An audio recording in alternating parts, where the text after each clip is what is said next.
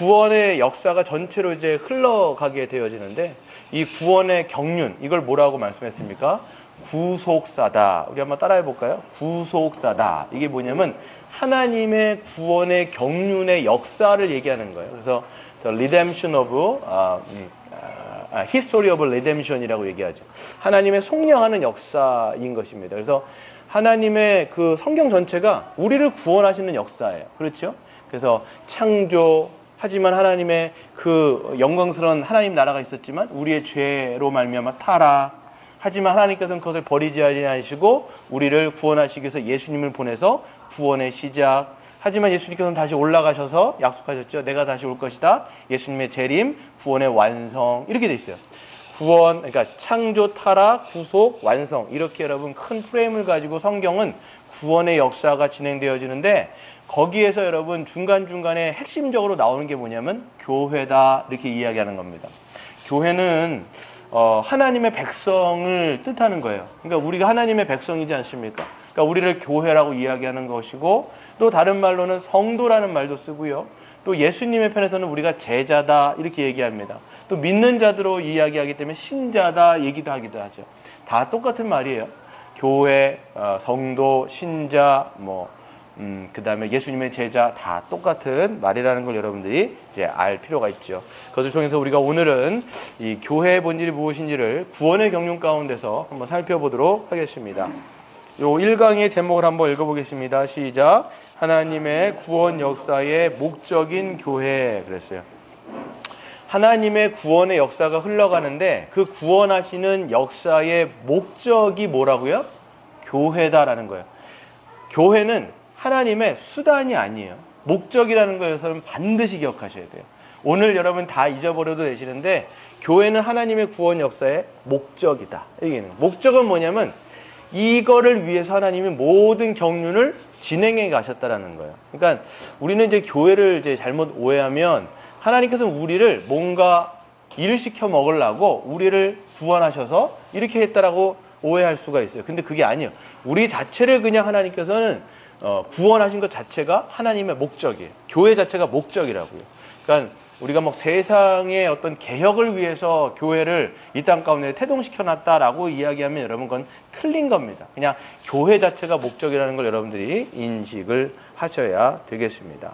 본문은 저희가 그냥 6절까지만 읽겠습니다. 6절까지 한번 3절부터 6절까지 한번 읽도록 하겠습니다. 시작. 찬송하리로다 하나님 곧 우리 주 예수 그리스도의 아버지께서 그리스도 안에서 하늘에 속한 모든 신령한 복을 우리에게 주시되 곧 창세전에 그리스도 안에서 우리를 택하사 우리로 사상 안에서 그 앞에 거룩하고 흠이 없게 하시려고 그 기쁘신 뜻대로 우리를 예정하사 예수 그리스도로 말미암아 자기의 아들들이 되게 하셨으니 이는 그가 사랑하시는 자 안에서 우리에게 거저 주시는 그의 은혜의 영광을 찬송하게 하려 하심이라. 아멘.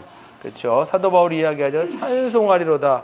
그 이유가 뭐냐면 하나님이 그 아버지께서 누구 안에서? 그리스도 안에서, 예수 그리스도 안에서 뭘 주셨어요? 하늘에 속한 모든 신령한 복을 주셨대요. 우리가 복이라고 하는 거 참 좋아하지 않습니까? 근데 그 복, 하늘에 속한 모든 신령한 복을 다 우리에게 주셨다예요? 아니면 주실 것이다라는 거예요? 주셨다. 과거로 끝납니다. 예수 안에서 이미 신자는요, 복을 다 받은 거예요. 그래서 여러분. 그래서 창세전에 어떻게 하셨냐면 그리스도 안에서 우리를 뭐 하셨어요? 택하사, 선택하셨다라는 거예요. 여러분, 하나님의 자녀라면 이미 창세전이라면 시간과 공간이 창조도 되기 전에 하나님은 그 당신의 마음 가운데 여러분을 품으시고 작정하고 예정하신 겁니다. 그래서 우리로 사랑 안에서 그 앞에 뭐 하게 하시기 위해서? 거룩하고 흠이 없게 하시려고 그 기쁘신 뜻대로 우리를 뭐 하셨어요? 예정하사, 선택과 예정 우리가 얘기합니다. 그래서 그리스도로 말미암아 뭐가 되게 하게 하셨어요? 자기의 아들들. 그러니까 우리를 뭐가 되게 하셨냐면 하나님의 아들들이 되게 하신 거예요. 왜 아들들이 되게 하셨을까요? 여러분, 하나님이 우리를 아들들 되게 하게 하는 이유는 뭐냐면 그 목적이 뭐예요? 여러분이 아들한테 여러분 뭘 여러분들이 주시죠? 나중에 우리가 이제 죽을 때 아들한테 뭘 남겨주죠? 상속해 주시죠. 그렇죠. 하나님도 마찬가지. 하나님 돌아가신다는 게 아니라 우리를 아들 삼았다라고 얘기하는 것은 우리로 하여금 상속을 물으게 하려고 하는 거예요. 기업 물은다라고 얘기하죠. 구약에 보면 기업을 물은다. 그런다. 다 똑같은 얘기입니다. 그 기업을 물으게 하기 위해서 우리를 선택하고 예정하셨다라고 말씀합니다. 하나님께서 우리에게 주시는 상속물이 뭘까요? 기업이 뭘까요? 그게 바로 하나님 나라예요, 여러분. 이걸 반드시 기억하셔야 돼요. 그거를 우리가 이야기하고 있는 겁니다. 1번 우리 5페이지를 보도록 하겠습니다. 5페이지 보시면 하나님은 이제 교회를 세우기 위해서 구원 역사를 이제 진행하셨습니다. 그래서 하나님은 창세전부터 우리를 하나님의 아들들이 되게 하시기 위해서 그의 백성으로 삼으시려고 계획하셨다라고 말씀합니다. 창세전부터 우리를 선택하고 예정하셨는데 그거 이유는 뭐냐면 하나님의 아들들 되게 하시려고 이 얘기를 한 거죠. 근데 그 아들들이라고 얘기하는 것은 뭐냐면 밑에도 나와 있는 것처럼 하나님의 아들은 하나님의 것을 상속받는 권세를 갖습니다. 그래서 교회 안에 뭐 우리가 어떤 분들은 나는 딸인데 왜 하나님이 아들이라고만 얘기하고 딸들은 없는가 이렇게 생각할 수 있는데 그거는 아들들이라고 하는 말에 다 포함되는 거예요. 뭐 우리 여자분들도 그렇고 그냥 자매분들도 아들들인 거야. 왜 어떤 면에서 아들들이냐 얘기하면 하나님의 뭘 받는다고요? 상속, 기업을 받는다. 그 기업이 뭐라고요? 하나님 나라, 여러분이 소위 알고 있는 천국, 이걸 여러분이 얘기하시면 되는 거예요. 그거 받게 하기 위해서 하나님이 우리를 선택하고 작정하셨다라는 거예요. 그래서 그 하나님은 그 아들들에게 뭘 나눠주시냐면 그의 나라, 하나님의 나라를 주십니다. 그렇기에 하나님의 아들은 하나님의 나라의 백성들이다라고 말씀하고 있어요. 박스를 보시면 뭐라고 되어 있습니까? 하나님 나라는 여기서 영어로 보면 The Kingdom of God이라고 되어 있죠. 그래서 하나님이 통치자이시면서 다스리시며 함께 하시는 나라입니다. 그래서 하나님이 다스리실 때 사람은 최고의 복을 누리게 되는 거예요. 그래서 하나님 나라를 다른 말로 하면 천국이라고도 부른다라고 이야기하는 거죠. 하나님 나라는 여러분 하나님이 뭐가 되시는 거예요? 주가 되시는 거예요. 왕이 되시는 거예요. 그래서 우리는 그 주 되심에 왕 되심에 뭐 하면 돼요? 믿음으로 순종하면 되는 거예요. 그럴 때 우리가 뭐를 누리게 됩니까? 참된 안식과 복을 누린다라고 성경은 선언하고 있는데 그게 바로 뭐냐? 천국, 하나님 나라다라는 거예요. 그래서 여러분 하나님 나라 딱 그러면 여러분 뭘 생각하셔야 되냐면 하나님의 통치 생각하시면 돼요.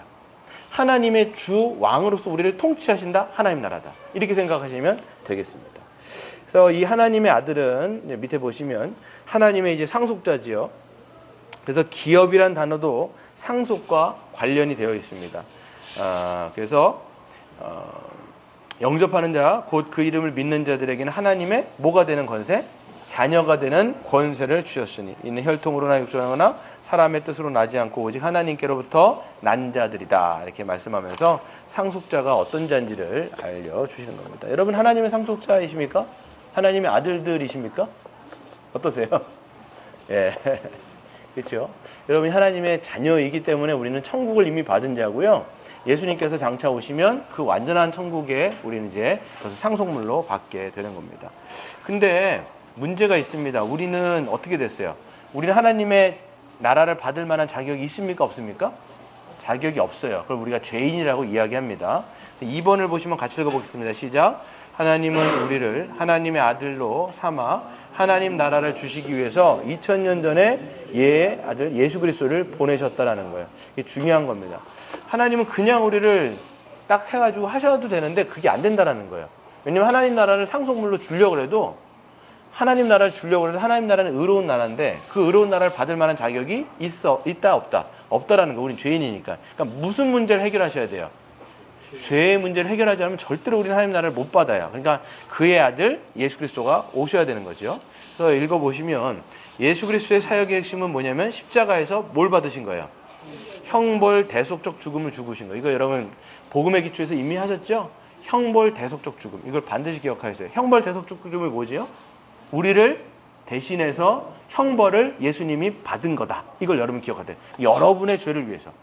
그분이 다 담당한 거예요. 그걸 우리가 또 다른 말로 하면 속량, 값을 치렀다. 이 얘기를 하는 거예요. 그래서 그의 피로 말미암아 우리 죄인들이 죄 사함을 받고 의와 생명을 가진 새로운 피조물이 되는 길이 열렸다. 이것이 복음입니다. 그래서 그분의 죽음으로 말미암아 우리가 하나님 나라에 들어가는 길이 열렸어요, 안 열렸어요? 열렸어요. 그 길을 우리는 어떻게 들어가면 돼요? 오직 믿음으로 들어가는 거예요. 여러분이 하는 게 아니에요. 이제 여러분이 내가 뭔가를 해갖고 주님 앞에 받아들여질 만한 어떤 율법의 행위를 해야지 절대 안 된다라고 여러분 누누이 말씀드렸어요. 그냥 예수님이 이루신 것을 우리는 어떻게 해야 돼요? 믿음으로 받는 거예요. 이거 여러분 제일 중요한 겁니다. 그래서 죄인은 거룩하신 하나님이 거하시는 의의 나라인 하나님 나라에 들어갈 수 없어요. 그래서 죄로 인해 사람은 하나님 나라에서 쫓겨났으며 하나님의 심판과 저주 아래 있는데 그 모든 것들을 예수님께서 다 십자가에서 맡으시고 우리를 대신해서 모든 걸 감당하시고 이제는 우리를 그 나라에 들어갈 수 있는 자격을 주셨다라고 성경에서 선언하고 있습니다. 3번을 한번 읽어보겠습니다. 시작. 하나님은 예수 그리스도 십자가 복음을 온 세상에 전하시며 하나님의 백성을 모으시고 그의 나라를 세우셨다. 그렇죠. 예수 그리스도를 보내시고 또한 그를 통해 하나님 나라를 이루려는 하나님의 구원 경륜, 곧 복음을 온 세상에 알리신 거예요. 그래서 예수님께서 오셨고 때가 찼고 하나님의 나라가 이 땅 가운데 임하였으니 너희는 회개하고 복음을 믿어라 라고 말씀을 하셨습니다. 그래서 하나님의 나라의 복음, 예수 십자가의 복음을 우리가 듣고 믿는 자들에게는 무엇을 인쳐주세요? 약속의 밑에 있죠? 뭐지요? 우리가 복음을, 예수님이 복음이에요. 그분을 믿으면 하나님께서 뭘 주세요? 약속의 성령을 보내주시는 거예요. 여러분, 그래서 성부 하나님, 성자 예수님, 성령 하나님이 다 있는 거예요. 그래서 우리가 그 예수 그리스도를 믿을 때 성부 하나님께서는 우리에게 약속의 보증이신 성령을 우리에게 인쳐주시는 거예요. 인친다라는 게 뭐냐면 왕의 도장을 뜻하는 겁니다. 여러분, 왕의 그 인장을 얘기할 때 이 어떤 임봉을 합니다. 그랬을 때 그 임봉을 풀지 못하도록 하기 위해서 왕은 인장을 찍어버려요. 그러면 그거는 누구의 것인 거예요? 왕의 것이라는 겁니다. 하나님과 마찬가지로 우리가 예수님을 믿을 때 하나님은 우리를 자녀 삼아 주셔서 성령으로 우리에게 인장으로 찍어버리는 거예요. 그러면 우리는 누구 거여야 되는 거예요? 하나님의 아들이 돼버리는 거예요. 하나님의 것이 되는 거예요. 그게 바로 성령께서 우리를 행하신 거죠. 보증하셔서 성령을 받았다고 하는 것은 뭐의 증거냐면 뭐예요? 모든 죄가 사해졌다는 거예요. 여러분이 성령을 받으셨다고 하는 것은 모든 죄가 다 사라졌다는 거예요. 과거의 죄에서부터 지금의 죄까지, 그리고 심지어는 어떻게까지 얘기할 수 있냐면 여러분이 장차 지으려고 했던 수많은 죄까지도 이미 어떻게 보면 하나님 편에서는 다 끝난 얘기예요. 이미 다 그 죄가 없다. 하나님은 다 용서하셨다라는 것들을 성경이 이야기하고 있는 거예요. 그래서 온전하게 회복된 하나님의 아들이 되게 하신 것이죠. 누구를 통해서? 예수 그리스도를 통해서 우리가 그렇게 된 것입니다. 박스의 두 번째를 한번 읽어볼까요? 박스의 그 두 번째 한번 같이 읽어보겠습니다. 시작.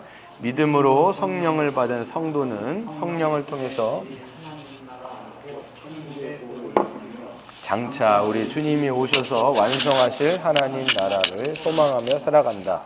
보증은 선지급으로 미리 일부분을 받아 누리며 그것으로 때가 되면 완전한 것을 받을 것을 보장한다는 의미다. 그래서 여러분이 약속의 성령이라고 말씀하고 있습니다. 약속의 성령이라고 하는 건 뭐냐면 여러분이 성령을 받게 되면 이미 하나님의 나라를 받은 걸까요? 안 받은 걸까요?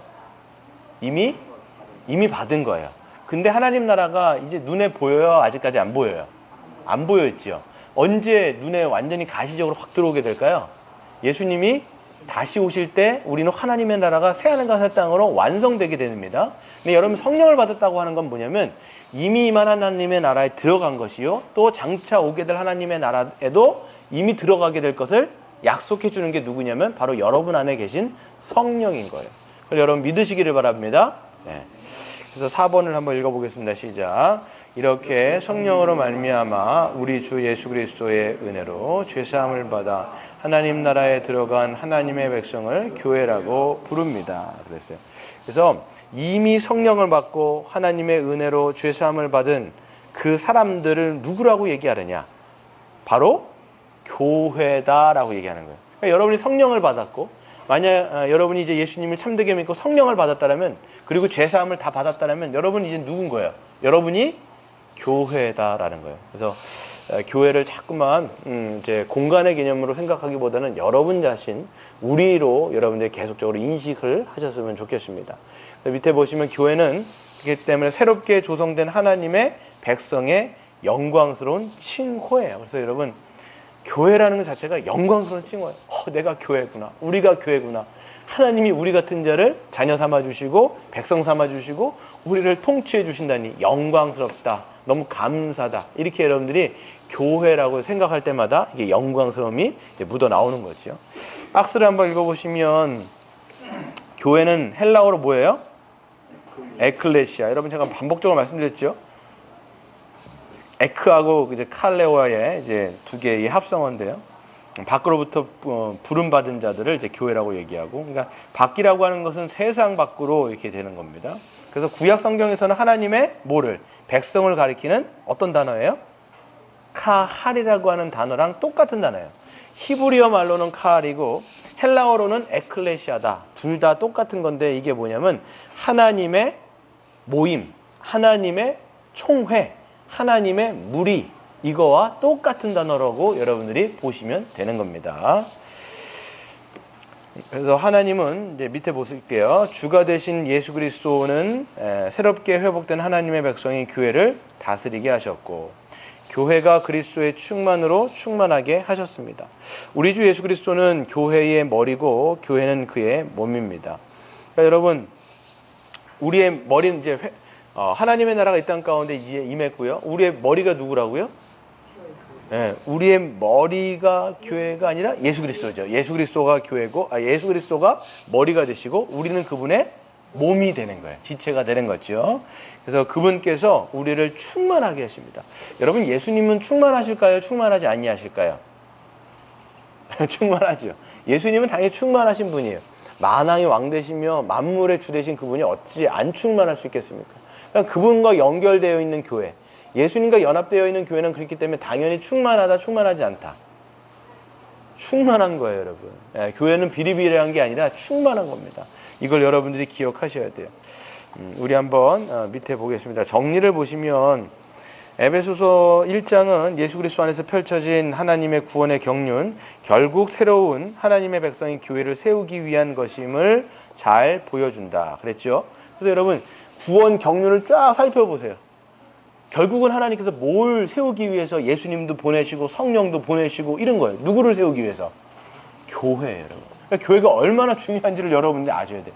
왜 하나님께서 자기의 아들을 희생시켜가면서 십자가에 달아서 죽이면서까지 이런 모든 구원의 역사를 진행하시냐라는 거예요. 결국은 교회로 우리를 모아진다라는 거예요. 그러니까 교회에 대해서 여러분 우리는 쉽게 얘기해서는 안 됩니다. 그러니까 우리가 막 어떤 부분들은 막 우리가 폄하할 때가 있어요. 막 사실 문제 있는 교회들을 보면서 교회가 왜 저러냐 막 이렇게 얘기할 때가 있는데 실제적으로 우리가 막 함부로 얘기해서는 안 돼요. 정말 어떤 면에서는 막 그런 부분들이 있어요. 왜냐하면 불순종하기 때문에 그 불순종하는 면 때문에 막 고통을 당하는 측면들이 있습니다. 그럼에도 불구하고 그런 교회들을 향해서 우리가 너무 폄하해서는 안 돼요. 왜? 거기도 어떻게 보면 하나님의 임재가 있는 교회잖아요. 그러니까 우리는 교회를 영광스럽게. 그러니까 우리는 평가하거나 정죄하기는 쉬운데 그거 하기보다는 우리가 이 몸된 교회가 이게 상해 있는 것을 볼 때 뭐 해야 될까요? 기도해야 돼요. 그래서 기도하는 게 정말 중요해요. 하나님, 이 주님의 이 영광스러운 교회를 회복시켜 주십시오. 이게 우리의 기도 제목이 돼야 될 줄로 믿습니다. 그래서 여러분들 그런 교회들을 볼 때마다 안타까워하셔야 돼요. 어떻게 이렇게 되어지나 이렇게 안타까워 하시는 마음이 분명히 있어야 되겠죠.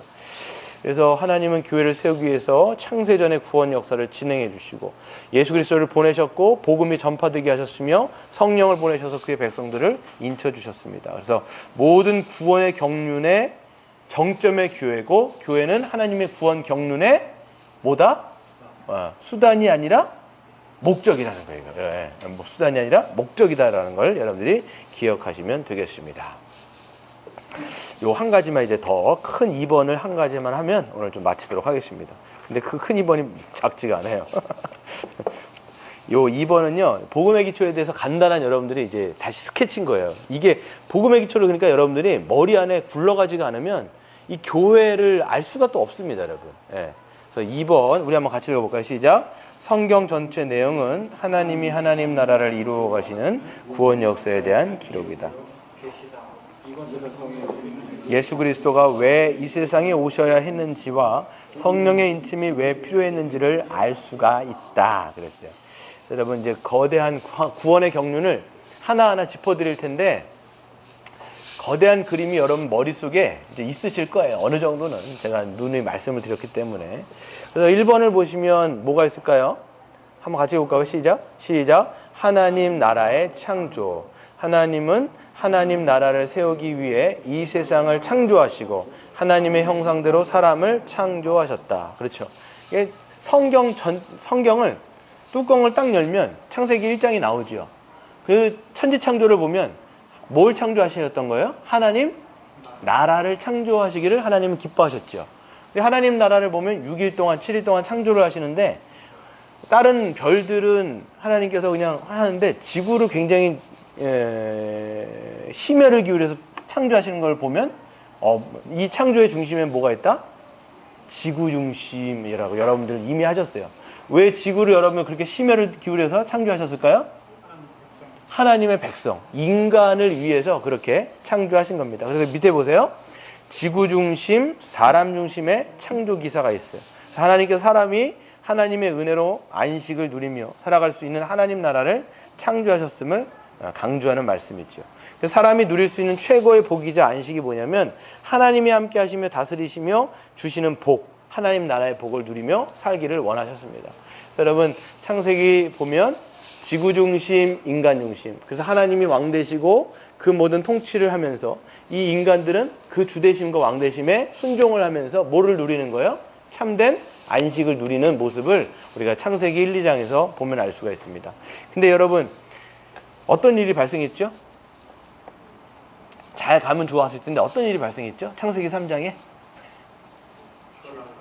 네, 선악과를 먹었던 거죠. 그게 뭐였어요? 죄의 본질은 뭐였습니까? 네, 선과 악을 알게 한 나무를 먹은 게 결국은 뭐예요? 죄였는데 죄의 본질은 뭐였습니까? 주대심의 거부라는 거예요. 그래서 보세요. 두 번째, 이게 창세기 3장의 내용이고 성경의 두 번째 패러다임입니다. 시작. 하나님 나라에서 추방. 하나님의 이 놀라운 복 주심에도 불구하고 사람은 하나님께 범죄하여 에덴 동산에서 어떻게 됐어요? 쫓겨났어요.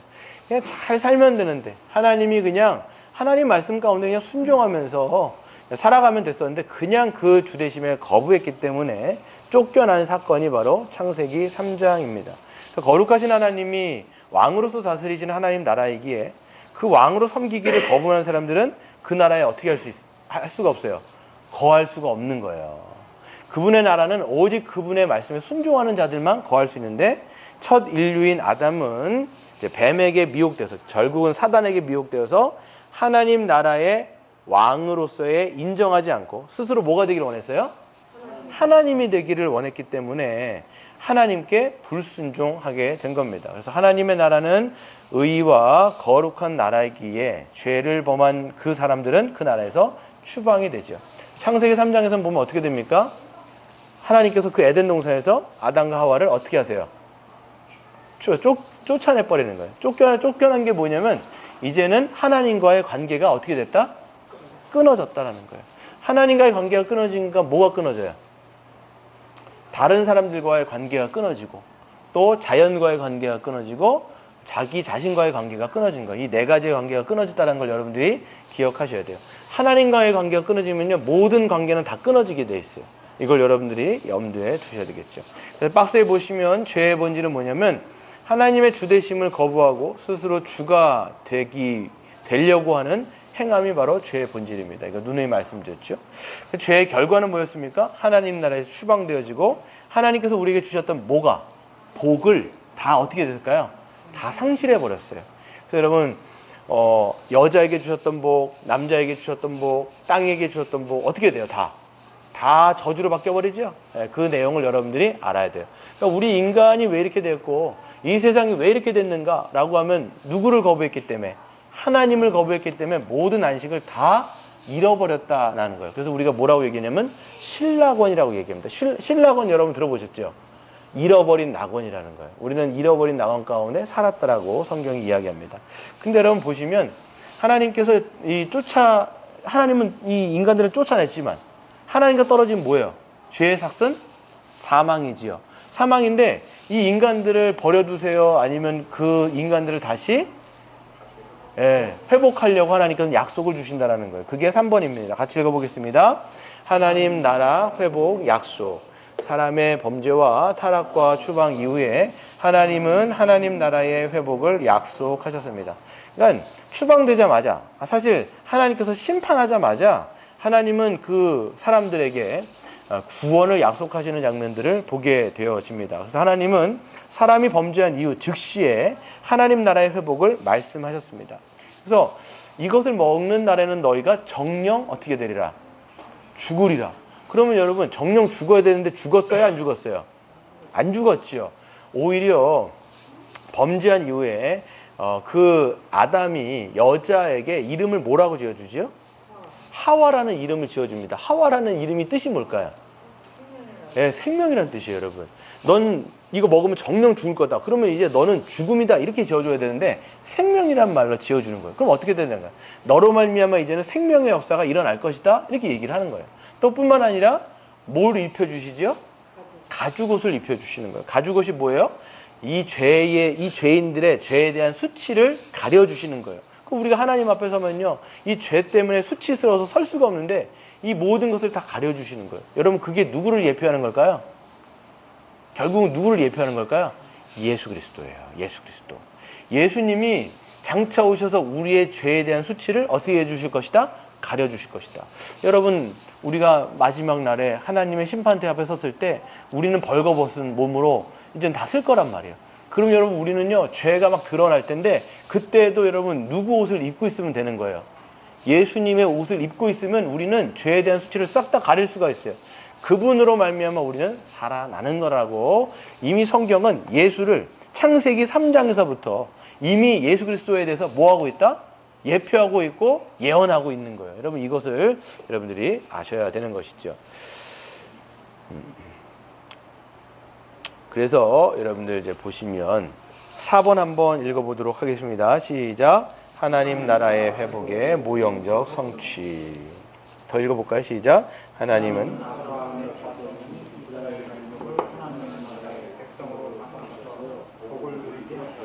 그렇죠.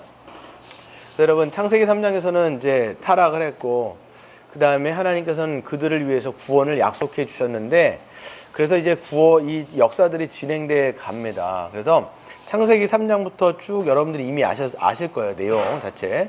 중간에 한번 이제 창세기 3장부터는요 계속 그 인류가 갈려요. 어떤 게 갈리냐면 하나님의 자녀들의 계보가 나오고요. 또 누구의 계보가 나오죠? 사탄의 자녀들이 나오죠. 이게 계속 갈리는 거예요. 여자의 자손들이 나오고 사단의 후손들이 나오는 거예요. 그래서 첫 번째 나왔던 게 창세기 4장에 누가 등장하냐면 그래서 가인과 아벨이 등장해요. 가인은 누구를 대표합니까? 사단의 후손이에요. 아벨은 누구예요? 하나님의 자녀예요. 근데 누가 누구를 때려버려요? 가인이 아벨을 때려 죽여버린단 말이에요. 그러니까 여러분 사단의 후손이 여자의 후손을 죽여버린 거예요. 여기서부터 계속 갈리는데 여자의 후손이 죽었잖아요. 그럼 하나님은 누굴 또 주세요? 아벨 대신 누굴 주시죠? 셋이라고 하는 인물을 주시는 거예요. 셋 다음에 에노스라는 사람을 주는데 이 에노스 때 비로소 여호와의 이름을 불렀다라고 얘기합니다. 에노스에서 여러분 그 창세기 5장의 족보가 쭉 나오는 거예요. 이 에노스에서 누가 나오냐면 누구 하면서 결국은 노아라고 하는 사람이 나오는 거예요, 여러분. 노아의 아들들이 누구예요? 셈, 함, 야벳이지요. 이 노아의 시대 때 어떤 일이 발생했냐면 이 여자의 족보가 있고 이 사단의 족보가 있는데 이게 합쳐지는 게 창세기 6장이에요. 그러니까 보면 하나님은 이 족보를 남겨두는 계속 경건한 사람들을 남겨두는데 합쳐지니까 어떻게 돼요? 경건한 자손들이 세상의 자녀들하고 합쳐졌을 때 물들어가는 거예요. 그래서 창세기 6장의 내용을 보면 그러니까 죄악이 광포했다라는 거예요. 널리 퍼져버렸다라는 거예요. 하나님이 마음 아파하시지요. 어떻게 하기로 작정하십니까? 내가 물로 다 쓸어버려야 되겠다라고 작정하시는데 누구를 남겨두세요? 노아 한 사람은 하나님의 은혜를 입은 자로서 남겨두십니다. 그러면서 노아에게 방주를 만들게 하신 다음에 노아에게 이제 맨 마지막 날에 심판을 하는데 노아만을 살려주시는 거예요. 그러면 노아 말고 누가 살았어요? 노아의 세 아들들, 그리고 그 며느리들, 그리고 노아의 아내, 총 8명이 노아를 통해서 방주를 통해서 산 거예요. 그러면 이 땅 가운데 누구만 있는 거예요? 노아의 가족들만 8명 남은 거지요. 근데 셈, 함, 야벳을 통해서 또 어떻게 돼요? 민족이 형성이 쫙 됩니다. 그게 여러분 창세기 10장 내용입니다. 70민족이 형성이 되는데 그 셈, 함, 야벳이 이루었던 그 민족들이 힘을 합쳐서 했던 일들이 뭐였어요? 뭘 했을까요? 좋은 일을 했을까요? 하나님을 예배하는 일 했을까요? 아니면 반대의 급부로 나갔을까요? 우상숭배. 그 우상숭배가 결국은 뭘로 나왔어요? 바로 바벨탑 사건인 거예요. 창세기 11장 내용을 얘기하는 거예요. 그래서 하나님 나라와는 전혀 반대되는 나라인 인간 나라를 만들어서 우리가 꼭대기에 우리의 이름을 내자 이렇게 이야기하면서 하나님을 대적하는 내용을 창세기 11장에 나오죠. 그랬을 때 또 어떻게 하세요? 하나님께서 내려오시면서 그 사람들 다 흩어버립니다. 어떻게 하냐면 언어를 완전히 다 다르게 해요. 뭐 미국말, 일본말 사갖고 언어를 다 바꿔버려요. 그러니까 일을 하려면 손발이 맞아떨어야 되는데 손발이 안 맞는 거예요. 그러니까 이제 일을 할 수 없어갖고 중간에 포기. 그래서 바벨탑은 흩어져 버리고 모든 인류가 다 흩어져 버리는 것이죠. 그러니까 하나님이 심판인 거예요. 그랬을 때 여러분 하나님을 예배하는 사람이 있어요? 아니면 아무도 없어요? 이제는 아무도 그때는 이제 없는 거예요. 셈, 함, 야벳을 통해서 민족들이 일어나는데 다 하나님을 거부하는 사람들만 있는 거예요. 그럴 때 누구를 한 사람 부르시는 거예요? 누구 한 사람 부르세요? 창세기 11장에 나온 맨 끝에 셈의 여러분 셈, 함, 야벳 중에서 셈의 계보 중에 누가 나오냐면 데라가 등장하는 거예요. 데라가 누구예요 여러분? 아브라함의 아빠입니다 여러분. 아브라함의 아빠가 등장하는 거예요. 왜 데라의 족보가 나오냐면 이제는 누가 이제 등장할 거라는 거예요? 아브라함이 등장할 거라는 거예요. 여러분 우리가 이제 창세기를 보면서 아브라함 파트 끝났잖아요. 아브라함을 왜 하나님께서 부르셨어요? 왜 부르셨을까요? 아브라함을 하나님의 나라를 주기 위해서. 그래서 여러분 아브라함에게 준 약속을 보세요. 너는 내가 지시할 땅으로 가라. 그리고 너로 말미암아 큰 민족을 이루겠다. 내가 너와 함께 하겠다. 뭐에 관한 약속이에요? 하나님 나라에 관한 약속을 주시는 거죠. 그러니까 모든 민족들이 다 하나님을 거부할 때 아브라함을 택해가지고 이제 하나님 나라를 이제 성취하겠다라고 말씀하시는 부분이 이 얘기인 거죠. 4번을 보시면 아까 읽었지만 이제 하나님은 아브라함 자손이 이스라엘 민족을 하나님 나라의 백성으로 삼으셔서 복을 누리게 하신 거예요. 그래서 여러분 아브라함은요 하나님 나라를 일구어야 되는 한 사람인 거예요. 근데 아브라함을 통해서 이제 뭐가 나와야 돼요? 민족이 나와야 되죠. 그러니까 여러분 그냥 고생해서 결국은 아브라함을 통해서 누가 나왔어요? 약속의 자녀 이삭. 그렇죠? 이삭 다음에 이제 누가 나왔어? 우리가 막 그제 공부하고 있었잖아요. 이삭 다음에 결국 야곱이 나오죠. 네, 야곱 다음에 어떻게 돼요? 12명들이 나오죠. 그 12명이 어떻게 돼요? 결국은 이스라엘의 이제 근간이 된다는 거예요. 여러분 창세기를 끝을 보면요. 야곱이 막 애를 다 낳은 다음에 70명 때 요셉이 이제 애굽의 총리로 끌려간 건 아니지만 총리로 가잖아요. 그러니까 야곱은 이제 이루어가지고 70명인데 여기 가나안 땅에 기근이 들었어요. 어떻게 됩니까? 가족들을 데리고 요셉이 있는 애굽 땅으로 들어가 버리는 거예요. 그러니까 지금 어느 정도에서 보면요, 아브라함을 통해서 주셨던 하나님의 약속이 민족을 이루어 가는 거예요. 지금 그 애굽 땅에 들어갔을 때 그 수요가 몇만이 됐을까요, 여러분? 애굽에서 이제 430년 노예로 살아가는데 거기서 사람의 수요가 몇 명이 됐을까요? 나중에는 요셉도 죽고 그게 200만이에요, 여러분. 장정만 60만. 그게 여러분 보세요. 아브라함의 약속이 애굽에 갔을 때는 이루어지는 거예요. 그게 1차적으로 수많은 사람들. 그러니까 애굽왕 바로가요 노예들인데 그 숫자가 너무나 많아지니까 위협을 느끼게 됩니다. 그래서 어떻게 해요? 2살 밑에 있는 애는 싹 다 남자들은 싹 다 죽여버려라 이렇게 얘기하죠. 근데 이 이스라엘 여인들이 너무 세니까 산파들이 오기 전에 애들을 막 놔버리는 거예요. 그러니까 이게 막을 수가 없을 정도로 그 수를 이루었는데 그 수가 어떻게 된 거예요? 이제 아브라함에게 약속해 주셨던 게 거기 출애굽기에서 나오는 거예요. 출애굽기 1장에 보면 그 수요가 엄청나게 많아집니다. 그 엄청나게 많아지는 수요를 누구를 통해서 빼내시죠? 그래서 모세가 나오는 거예요. 그게 아브라함에서 430년 후 얘기인 거예요. 지금 그래서 그 모세라고 하는 리더를 통해서 200만이나 되는 사람들을 끌어내는 게 출애굽 사건이에요. 출애굽을 시킨 다음에 어떻게 해요? 광야 생활을 시키지요. 그리고 결국은 어떻게 돼요? 가나안 땅으로 다시 들어가죠. 이게 여러분 이 애굽의 이 이스라엘의 역사인 거예요. 그래서 가나안 땅에 어떻게 돼요? 이 민족이 이스라엘이라고 하는 민족이 형성되어지고 가나안 땅을 다시 만들게 되어지고 이 이스라엘이라고 하는 민족이 뭐에 대한 모형이냐면 하나님 나라의 모형인 거예요. 그래서 아브라함에게 주셨던 그 약속이 이렇게 성취되어지는 것을 우리는 보게 되기 때문에 구약을 읽으면서 맨날 나오는 게 누구예요? 이스라엘이잖아요. 어떤 분들 이렇게 얘기하는 분이 있어요. 아니, 왜 우리가 남의 민족의 종교를 믿냐 이렇게 얘기하는데 그거는 정말 무식한 거예요. 물론 이제 하나님을 모르니까 이게 성경을 안 읽으니까 모르겠죠. 이스라엘의 역사는 우리의 어떤 다른 코쟁이들의 어떤 서양에 있는 그런 사람들의 얘기가 아닌 거예요. 하나님이 역사 가운데 그들을 쓰셔가지고 하나님 나라의 모형으로서 그들을 이루어 가시는 역사들을 우리는 구약을 통해서 본다라는 것이죠. 여러분 이스라엘 보면서 하나님 나라가 어떤 것인지를 여러분들이 생각하셔야 돼요. 그래서 하나님은 애굽에서 이스라엘 민족을 구원하시고 쭉 얘기했죠. 뭐 율법도 주시고 그 율법도 주시고 또 가나안 땅으로 인도해 내셨다. 이게 제가 쭉 말씀드린 거예요. 자, 넘겨보겠습니다. 그런데 이스라엘 민족은 하나님 나라의 백성으로서 가나안 땅에서 뭐 했어요? 복된 삶을 살았습니다. 이것이 바로 뭐예요? 하나님 나라인 거예요. 그래서 실제적으로 가나안 땅에서 이들은 하나님의 통치를 받으며 하나님의 어떤 복된 삶을 살아갑니다. 그래서 하나님이 왕으로서 다스리시고 주 하나님의 통치의 기쁨으로 순종하며 복을 누리는 하나님의 백성이 있다면 그것이 바로 하나님의 나라인 것입니다. 그랬어요. 여러분 이스라엘 백성들 있잖아요. 여러분 이스라엘 나라 이 사람들이 이제 가나안 땅에 들어가가지고 잘 사는데 뭐 중간에 사사기도 있고 막 어렵습니다. 근데 여러분이 이스라엘 백성 하면요 가장 절정기가 언제였을까요? 가장 그러니까 가장 부국강병했을 때가 언제일까요? 이스라엘 백성들 가운데 언제였던 것 같아요? 어느 왕 때가 가장 부국강병했을까요? 이스라엘 역사 가운데 다윗 때. 그리고 더 말하면 솔로몬 때가 가장 영광스러웠어요. 그러니까 다윗 때는 보면요 왕정 시대가 되는 거예요. 그러니까 여러분 보면요 아까 출애굽 시대 제가 말씀드렸죠. 출애굽 광야 시대 이때는 여러분 국가가 아니에요. 출애굽 광야 그리고 여호수아를 통해서 가나안 땅의 정복. 그래서 여러분 여호수아 때 보면 여리고성도 정복하고 아이성도 정복해갖고 하나님께서 거기 들어간 그 민족들에게 12지파들에게 다 땅을 분배하여서 거기 산단 말이에요. 근데 거기서 잘 못 살아요. 그게 사사시대예요.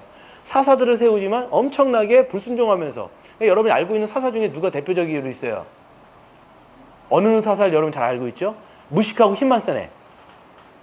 무식한데 힘만 세요. 사사 중에 여자 되게 밝혀요. 사사 중에 여러분 제대로 된 사사가 거의 없는데 대부분 없는데 여러분이 그래도 가장 잘 알고 있는 사사 무식하고 힘세고 여자를 엄청 좋아하는 사사 들릴라랑 여러분 결혼했잖아요. 머리 잘라가지고 그렇죠. 삼손이에요 여러분. 이거 여러분 알고 계셔야죠 여러분. 삼손 여러분 무식한데 힘만 들었겠어요. 그리고 뭐냐면 여자를 굉장히 좋아합니다. 그래서 하나님께서 이 여자 좋아하는 건데 이걸 때문에 블레셋을 막 치게 해버려요. 그거 보게 돼요. 지금 나중에 한번 읽어보면 되게 재밌습니다. 그런 시대가 사사시대예요. 얼마나 하나님의 종들도 거지 같은 거예요. 사사들이 딱 보면. 그런데 하나님께서 이 사사시대를 마감한 다음에 마지막에 누굴 주시냐면 마지막 사사가 누구냐면 사무엘이에요. 여러분. 그래서 사사시대가 끝나면 사무엘 상하가 그래서 있는 거예요. 사무엘 상할 때 사무엘이 세워지고 그 다음에 사람들이 뭘 얘기하냐면 하나님 사무엘한테 얘기합니다. 다른 이웃 이방 나라도 보세요. 우리도 좀 왕을 달라. 왕을 좀 달라. 그래갖고 세워진 왕이 누구예요? 첫째 왕이 누굴까요, 여러분? 이런 거 여러분 다 아셔야 되는데. 첫째 왕이 사울이에요. 사울이 첫째 왕이에요. 사울이 첫째 왕인데 여러분 이 사울이 잘 나갑니까? 아니면 빗나가네? 계속 어긋나는 거예요. 하나님 말씀에 순종하지 않습니다. 그래서 여러분 잘 알고 있는 순종이 제사보다 낫다라고 얘기하는 게 이제 사울한테 사무엘이 이야기하는 거예요. 네가 아무리 그래 봐라. 순종하는 것을 하나님이 원하시지. 그래서 하나님께서 그 왕의 이거를 패해버립니다. 그래서 누구를 세워요? 하나님의 마음에 합한 자가 누구예요? 다윗이에요, 여러분. 다윗을 기름 부셔서 세우는 게 이제 두 번째 왕이죠. 다윗 때 여러분 어떤 일들이 일어나냐면 주변에 있는 주변에 있는 국가들이 통일이 되기 시작해요. 그거를 우리가 뭐라고 얘기하면 통일 왕국이라고 얘기하는 거예요. 다윗 때요, 모든 이스라엘 백성들도 통일이 되어지고 주변국들을 다 정복해 나갑니다. 그게 통일 왕국이에요. 그때부터 왕정 시대가 시작되는 거예요. 이 국가의 체계를 쫙 갖추기 시작한다고, 여러분. 그때 뭐 제사장도 세우고 누구도 세우고 다 세운단 말이에요. 군대 장관도 세우고. 그런데 이제 다윗은요, 다 완성되지가 않았습니다. 결국 진짜 부국강병하고 하나님의 공의와 사랑이 충만했던 시기가 누구냐면 다윗의 아들 솔로몬 때예요. 우리가 솔로몬 하면요, 뭘 자꾸 생각하면 이방 여인 막 해가지고 우상 숭배하게 만들었다고 이 생각을 하죠. 근데 여러분 그 생각보다요, 솔로몬 때는요, 하나님의 그 나라가 충만했던 것들을 솔로몬을 통해서 드러내요. 여러분 솔로몬 때 보면요, 11개 읽어보면 뭐라고 되어 있냐면 은 있잖아요. 은이 돌처럼 굴러다녔다는 거예요. 그래갖고 발로 차이는 게 은이었어요. 그래서 누구한테 뭐 선물을 줄 때요, 은 같은 거 주잖아요. 왜 나한테 돌멩이를 줘? 이런 식으로 그때는 너무 은이라든지 그런 게 이제 너무 충만한 거예요. 그래서 여러분 솔로몬 때가 이제 통일 왕국이고요. 그 다음에 점점 무너져가는 게 바로 이제 분열 왕국 시대 이렇게 됩니다. 분열 왕국 시대. 그래서 솔로몬 때 여러분 분열 왕국은 어떻게 돼요? 어떻게 나뉘어버리죠? 북이스라엘과 남유다로 나뉘는 거예요. 그러면서 여러분 어디가 정통 계보로, 어떤 게 정통 계보일까요? 어디가 정통 계보예요? 이스라엘. 이스라엘인데 이 이스라엘이 남유다와 북이스라엘로 나뉘거든요. 어디가 정통 계보예요? 남유다가 정통 계보인 거예요. 그리고 북이스라엘은 정통 계보가 아닌 거예요. 왜냐하면 다윗의 왕권을 잇는 게 솔로몬이고 솔로몬의 아들이 르호보암이고 르호보암으로 잇는 게 남유다로 쭉 이어지는 거예요. 근데 여기가 아닌 게 북이스라엘, 이제 여로보암을 통해서 쭉 배역하는데 누가 먼저 멸망할까요? 북이스라엘이 BC 722년에 아수로부터 멸망해 버립니다. 근데 정통 계보인 남유다도 어떻게 돼요? BC 586년에 바벨론으로부터 멸망해 버리는 거예요. 그러면서 이스라엘이라고 하는 이 국가가 완전히 역사 속에서는 사라져 버립니다. 그게 여러분 이제 구약의 역사인 거예요. 구약의 역사. 그게 여러분 5번입니다. 우리 한번 읽어볼까요? 오늘 시작. 하나님의 백성의 불순종과 반역. 그러나 하나님의 백성이 이스라엘은 계속해서 하나님께 반역하며 그 뜻에 불순종함으로 결국 하나님 나라에서 쫓겨났습니다. 그래서 이스라엘 백성들은 하나님의 법인 뭐예요? 율법에 순종하여 거룩한 백성으로 살아가는 것에 성공한 게 아니라 실패한 거예요. 완전히 실패한 거예요. 우상 숭배 그래갖고 완전히 끌려가 버린 거죠.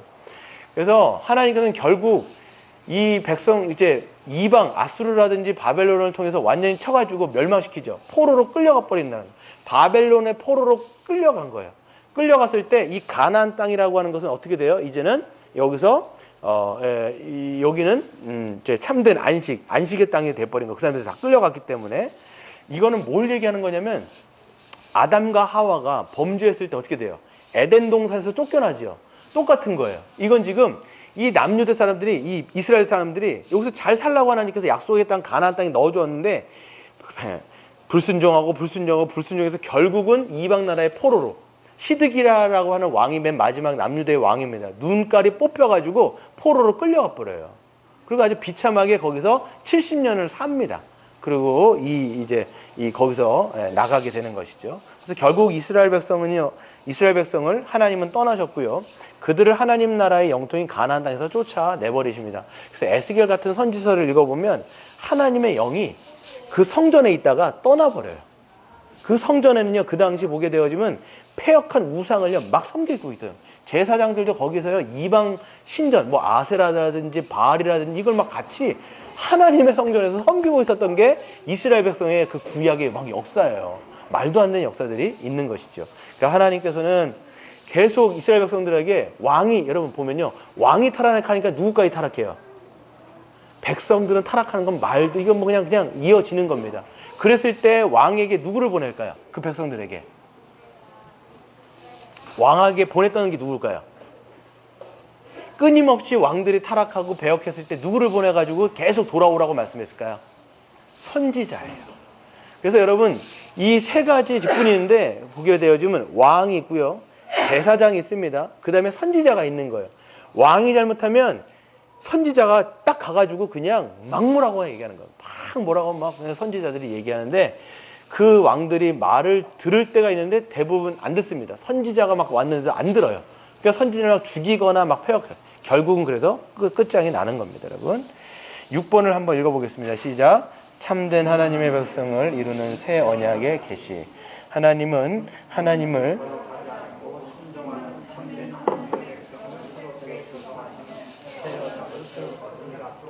그렇죠. 이스라엘 백성들이 그렇게 패역하게 하나님 나라의 모형으로서 그 이스라엘 백성들이 패역하게 했을 때 하나님은 계속 새 언약을 이제 약속하십니다. 어떻게 약속하시냐면 새 언약이라고 얘기한 건 뭐냐면 그럼 새 언약이 있으면 뭐가 있다라는 거예요? 옛 언약이 있다라는 거예요. 옛 언약은 한마디로 얘기하면 모세 오경 같은 거, 율법인가 율법. 근데 율법을 지금 잘 지켰어요? 못 지켰어요? 못 지켜서 지금 망한 거 아니에요? 실패한 거 아니에요? 거룩한 백성이라고 살으라고 했는데 못 지킨 거 아니에요? 그러니까 새 언약이 그때부터 막 주어지는 거예요. 그럼 예레미야라든지 에스겔이라든지 이런 데를 보면 새 언약이 계속 주어지는데 뭐냐면 어떤 내용이냐?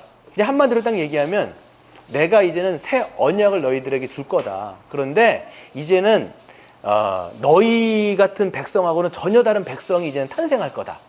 내 영을 너희에게 주고 내 영은 누구라는 거예요? 그러면 내 영은 뭐예요? 하나님의 영은 뭐예요? 성령을 너희에게 주고 그 다음에 내 법을 너희에게 주어서 하나님의 법이 뭘까요? 율법을 마음에 심어줘서 이제는 너희들이 내 하나님의 법을 순종할 수 있는 그런 새로운 새 언약 백성으로 내가 만들겠다라는 것이 구약 선지서에 계속 등장하는 거예요. 그게 우리가 계시의 발전사라고 얘기합니다. 그래서 옛 언약과는 전혀 다른 그 새 언약이 막 주어지게 되어지는 것이죠. 왜 그러냐? 이스라엘 백성들은 끝장난 거예요. 그러니까 여러분 이스라엘 백성들은 망해야 될까요? 안 망해야 될까요? 안 망해야 되는데 계시에서 보면 얘네들은 사라져줘야 돼요.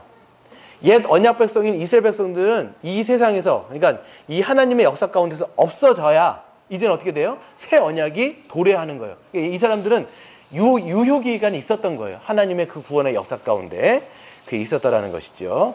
그래서 읽어보시면 제가 읽어드릴게요. 이스라엘 나라는 온전한 실체를 가리키는 뭐였어요? 모형이었다라는 거예요. 그래서 박스를 보시면 이스라엘 나라의 멸망은 하나님 나라의 실패가 아닙니다. 온전한 하나님의 나라로 나아가기 위한 하나님의 뭐였어요? 경륜이었어요. 끝장난 게 아니라 이것을 통해서 또 하나의 발판을 통해서 나아가시는 거죠. 그래서 이스라엘의 실패로 그들은 온전한 하나님의 나라를 소망하게 되었고요. 단지 혈통적인 이스라엘의 민족을 넘어서 어떻게 돼요?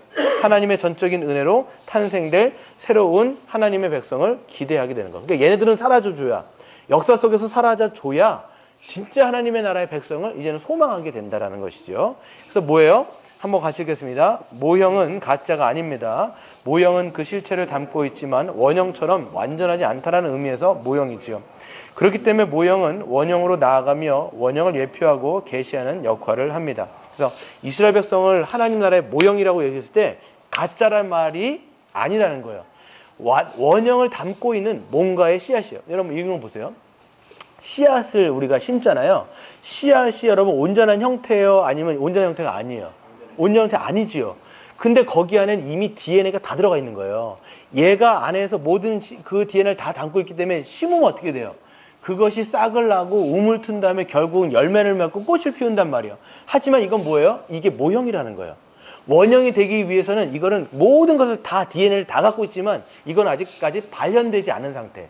이스라엘도 마찬가지라는 거예요. 모형이라는 거예요. 원형으로 가야 되는 거예요. 그 원형은 누구냐? 결국 예수 그리스도 안에서 완전히 활짝 핀 교회가 그 원형이라는 걸 여러분들이 아셔야 된다는 것이죠. 그래서 여러분 쭉 보시면 이게 얘네들은 망했고요. 넘어가도록 하겠습니다. 그래서 하나님만 섬기며 하나님의 뜻에 순종하는 거룩한 백성이 이제 될 것인데 그래서 새 언약이 쭉 있는 거죠. 보시면 새 언약 백성은 옛 언약 백성인 이스라엘과 어떤 면에서 다른가라고 얘기하면 예레미야서 31장에 나와 있습니다. 이걸 한번은 나중에 한번 읽어꼭 보세요. 아까 제가 구두로 말씀드렸던 겁니다. 그래서 옛 언약 백성과 새 언약 백성이 다른 것은 이제는 뭐예요? 하나님의 율법을 이제는 지킬 수 있다 없다? 지킬 수 있는 백성이 되었다. 왜? 우리 안에 누가 오셨어요? 성령이 오신 거예요. 하나님의 영이 부어졌고, 그리고 하나님의 법이 우리 안에 이제는 심겨진 거예요. 그래서 여러분들이 이제는 성령이 왔다는 건 하나님의 법을 여러분들이 우리 안에 각인됐다라고 여러분들이 보시면 되는 거죠. 박스를 보시면 새 언약으로 조성된 하나님의 새 언약 백성은 본성적으로 이제 새 사람입니다. 새 영, 곧 성령을 받아 새 마음을 가진 존재가 된 거예요. 여러분 이제 새로운 피조물이라고 말씀할 때 여러분 새 마음을 가진 거예요. 굳은 마음을 제거한 거예요. 그래서 우리 안에 있는 철갑이 이제는 찢어졌고 우리 안에 새 마음이 된 겁니다. 그래서 성령으로 하나님의 모든 악행을 사하시고 다시는 그 죄를 기억하지 아니하시는 백성이에요. 여러분이 정말 성령을 받았다면 하나님은 여러분의 모든 죄를 이제는 기억도 하지 아니하시겠다라고 하나님께서 말씀하신 거예요. 그리고 성령으로 굳은 마음이 제거되어지고 어떤 마음이에요? 부드러운 마음. 여러분 어린아이 같은 마음은 뭐냐면 하나님 앞에 순종할 수 있는 마음으로 우리가 되는 거죠. 물론 여러분 우리가 성령을 받았다고 할지라도 끊임없이 우리가 하나님 앞에 믿음으로 나아가지 않으면 언젠가는 우리가 이 마음이 굳어지게 돼 있어요. 이 굳은 마음을 날마다 성령 앞에서 성령을 통해서 어떻게 해야 돼요? 새롭게 하셔야 돼요. 갱신해야 되고 새로운 마음으로 날마다 하나님의 은혜를 구하셔야 돼요. 우리가 하루라도 여러분 하나님의 은혜를 구하지 않으면 우리는 계속 딱딱해져 갈 수 있다라는 것이죠. 여러분 중요한 건 뭐냐면 그 이스라엘 백성들이 그 하루하루마다 만나를 주시는데 만나가 어땠어요? 딱 하루치였죠.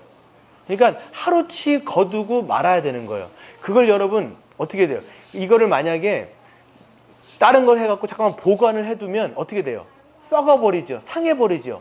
다음 날은 어떻게 돼요? 새로운 만나를 떠거둬야 되는 거예요. 이건 우리에게 어떤 영적인 교훈을 주냐면 하나님의 은혜도 마찬가지예요. 날마다 하나님의 은혜를 우리는 어떻게 돼요? 새롭게 사모하고 새롭게 은혜를 구해야지만이 우리의 이 마음이 어때요? 성령 안에서 이런 굳은 마음이 아니라 이 부드러운 마음으로 우리가 유지할 수가 있다는 걸 여러분 반드시 기억을 하셔야 됩니다. 43페이지에 보시면 성령으로 하나님의 법이 그 마음에 기록되어 하나님의 뜻대로 살 수 있는 새 마음을 가진 백성이 되었습니다. 그래서 작은 자로부터 큰 자까지 여호와를 알라고 할 필요가 없을 정도로 하나님의 법을 아는 자들이 된 것입니다. 그래서 여러분 우리가 성령을 받으면요, 좀 심하게 말하면 성경을 읽지 않더라도 하나님의 뜻에 대한 감각이 있을까 없을까요? 있어요, 여러분. 이거 분명해요, 여러분. 우리가 성경을 읽지 않더라도 성령을 받은 사람은 감각이 있는 거예요. 근데 왜 성경을 읽어요?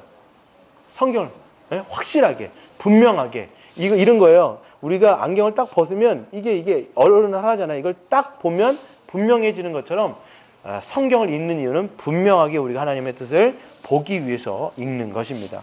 근데 그러므로 새 언약 백성은 결코 거룩해서 실패하지 않는 백성입니다. 하나님의 뜻에 순종하지 않아 실패한 옛 언약 백성이 이스라엘과 같지 않다는 것을 여러분 분명하게 인식해야 될 것이고, 하나님에 의해서 왕으로 기름 부음 받은 자가 오시면 성령이 모든 하나님의 백성에게 부어지는 성령의 시대가 될 것입니다. 지금은 어떤 시대일까요? 우리 지금 시대는 성령이 이미 오신 시대예요. 그러니까 우리 시대를 뭐라고 얘기해요? 성령의 시대다 얘기하는 거예요. 또 교회 시대다 이렇게 얘기하는 거예요. 왜? 성령께서 오심으로 말미암아 이 땅에 뭐가 태동됐어요? 교회가 태동됐기 때문에 이렇게 우리가 말씀하고 있는 겁니다. 7번을 읽겠습니다. 시작. 참된 하나님의 나라의 새 언약 백성인 교회, 예수 그리스도를 믿는 모든 자들은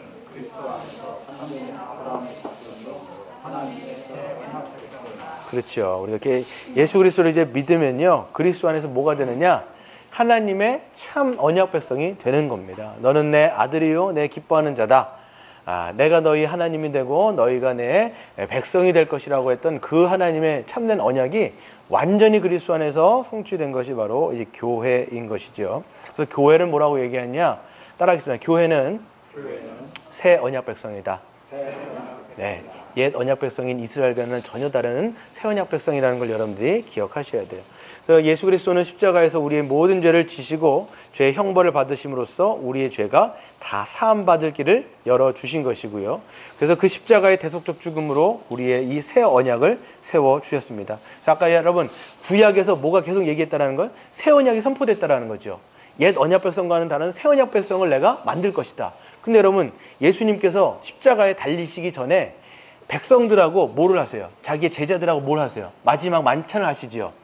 마지막 만찬을 하는데 누가복음인 거예요, 여러분. 우리가 늘 성찬식 때 읽는 구절이 이 구절이에요. 한번 읽어볼게요. 시작. 또 떡을 가져 감사기도 하시고 떼어 그들에게 주시며 이르시되 이것은 너희를 위하여 주는 내 몸이라. 너희가 이를 행하여 나를 기념하라 하시고 저녁을 먹은 후에 잔도 그와 같이 하여 이르시되 이 잔은 내 피로 세우는 뭐예요? 새 언약이니 곧 너희를 위하여 붓는 것이라.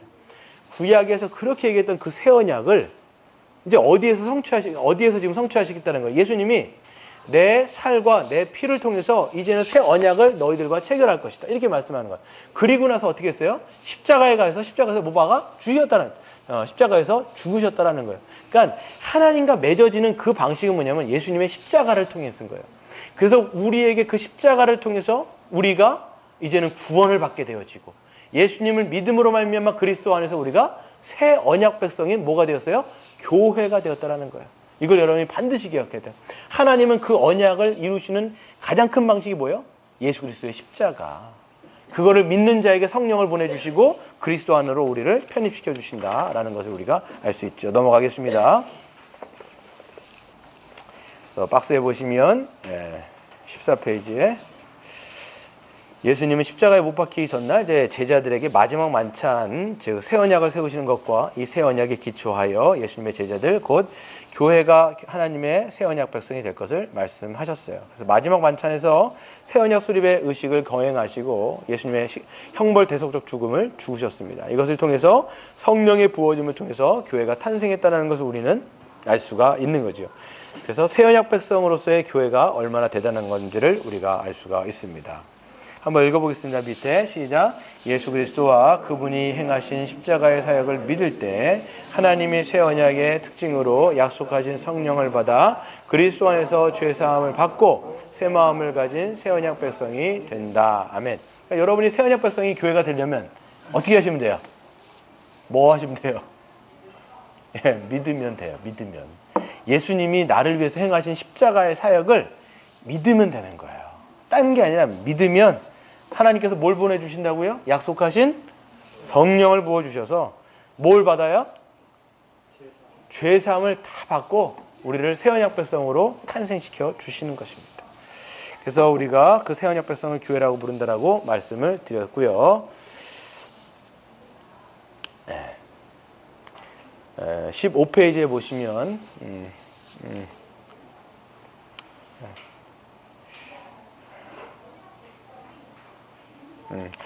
여기 15페이지에 보시면 14페이지에 마지막에 보세요. 마지막에 보시면 그러므로 한번 읽어보겠습니다. 그러므로 시작. 그러므로 교회는 이 세상에 이미 임한 하나님 나라를 드러낸다. 교회는 하나님 나라의 현시다. 그렇죠? 하나님 나라가 이 땅 가운데 임했죠. 근데 그것이 무엇으로 드러났다라고요? 교회. 그래서 교회를 뭐라고 얘기한다고요? 하나님 나라의 현시. 현시는 뭐냐면 가시적으로 드러난다라는 거예요.